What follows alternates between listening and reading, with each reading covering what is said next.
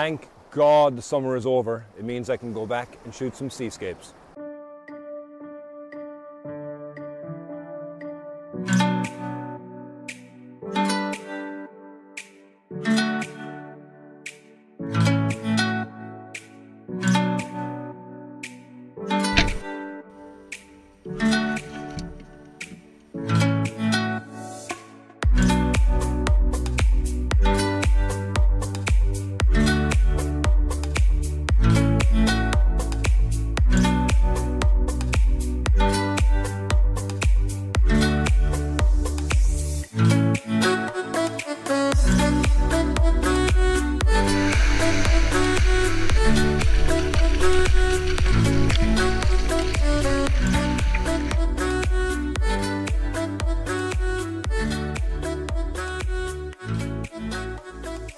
Hello and welcome to the next episode of my photography vlog. Today I have felt a bit of withdrawals because I haven't shot seascapes in such a long time. In the summertime it is too early and it's too late obviously for sunset and too early for sunrise. But now that we're going back into the winter time, I find myself drawn once more to the sea and the movement of the water. So what I've come to today is an old haunt of mine. It's a place that I come to quite regularly. It's called Rocky Bay, and I do believe that when you return to a scene that you've always been shooting before, you'll always get something different. Even though you may shoot the same composition, the sky and the light will always be different. And of course the flow of the waves make each photo very, very unique. And today I started off actually quite early. I was fortunate enough to be able to take a flight over Cork this morning. And that was beautiful for a sunrise, and the light was just perfect. And again, for the whole day today, it's been clear skies. So right now it's coming close to sunset. We're around 30 minutes away from it. There are one or two clouds in the sky, and I'm going to set myself up here. The tide is still a small bit going out, so I'm going to get some nice movement across the rocks. And what I've done right now is to start off with is just taking a very simple compositional shot. So I've got these rocks that are here in front of me, and that should give a nice flow of the eye right out to the headland that's here. And right now the headland is being lit up as well by the end of the day light.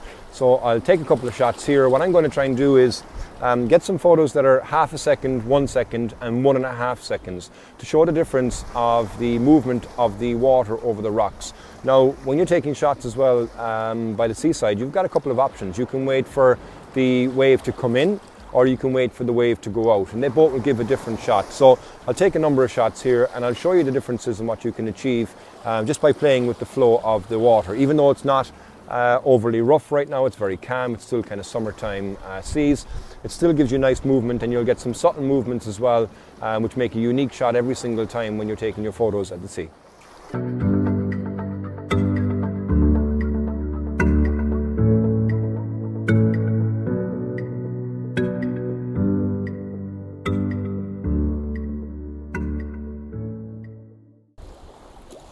Okay, so photo one here, and what I've got done for the composition is I'm starting on the bottom third of the screen, and the rock is curving up and around towards the headland that you can see there in the distance.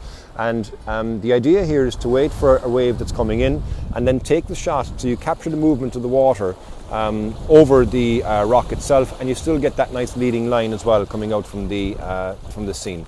So within that environment, what I'm using right now is it's still quite bright during the day, so I'm going to go for a longer exposure, and I'm going to take my settings up to around about f8, and I'm going to go for a 10-second exposure. And what that's going to do is capture all the movement of the water, because the shutter is going to be open, so the sensor is going to be capturing that data.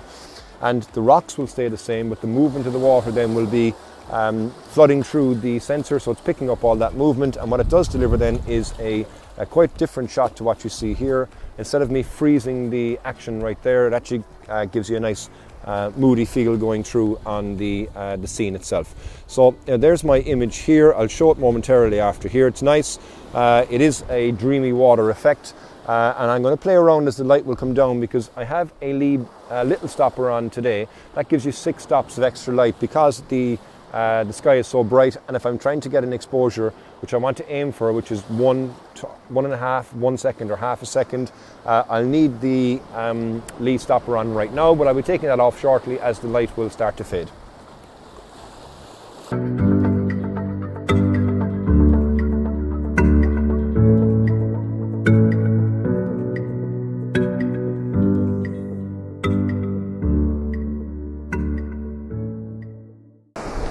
So I've moved slightly here now because the water's going out and the rocks that I was at earlier on are no longer getting any waves on them. But what I want to try and do is wait for the right wave to come through that's going to break on the rocks that are here in front of me. And waves generally will come in cycles, so you'll have a couple of big waves and then you'll have the normal waves. And I'm just waiting for the big waves now to come through because I've got some rocks here in front. I think there's one here. Yeah, so I've got some rocks here in front and they're giving me a nice foreground interest, but they're quite plain. So I want to be able to have the water flowing over that, which will give a nice contrast between the dark rock and obviously the white of the water. And I'm going to do a couple of different shots. I'm going to do one where the water is coming in so that it's breaking over the top. And then I'm also going to do one when the water is going out, so it's receding back. And what that will give is a nice long flow of the water itself actually travelling out, so you can see the movement of the water and how it went. That gives a totally unique photo, and that's what I love about seascapes, is because there's no two shots going to be the same.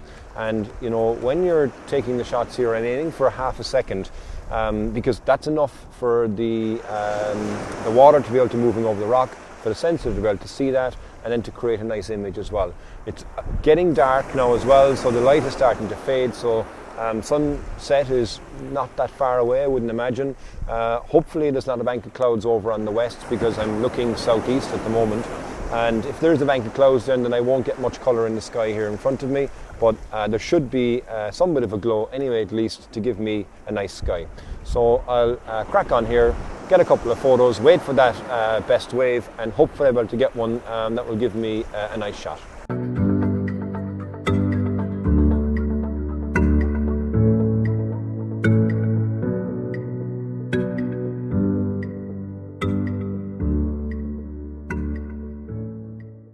I'm settled here now for my final shot. The light is starting to go. Took the drone a moment ago and had a quick look, and there does seem to be a bank of cloud on the far horizon. So I don't know if I'm going to get some nice light, but what I've done here is I'm settling on this rock, and that will give me some interesting shots, I hope, when I get a wave that comes in around the back of it, because I'll be able to get a shot as the wave comes in, as the wave is going around, and then also as the wave recedes, as you can see right now. That's going to give a nice flow, so we have a nice wave coming in here. So I'm just going to wait a moment now, and I'm going to wait for this to start to recede, and I'm going to take my shot now. So now the water is receding out here, and it's going to give a lovely flow around that rock. Meanwhile, there's another wave as well coming through. So hopefully I'll be able to get a nice bit of final light here. Does seem as if it's going to be quite muted, and it is going to go dark quite soon. So I'm going to stay in this positioning, and hopefully we'll to see a couple of different examples from a seascape point of view of how you can get your shots with the waves coming in and the water going out. So for this edition of my photography vlog, as always, thanks very much for taking the time to watch it. I hope you did enjoy it and got something from that. If you do enjoy the content on this channel, please do hit that subscribe button and the bell so that you'll get notification when I do upload my next videos. And as always, I look forward now to getting back to base and looking at the images that I've processed today. So until the next edition, slán go fóill.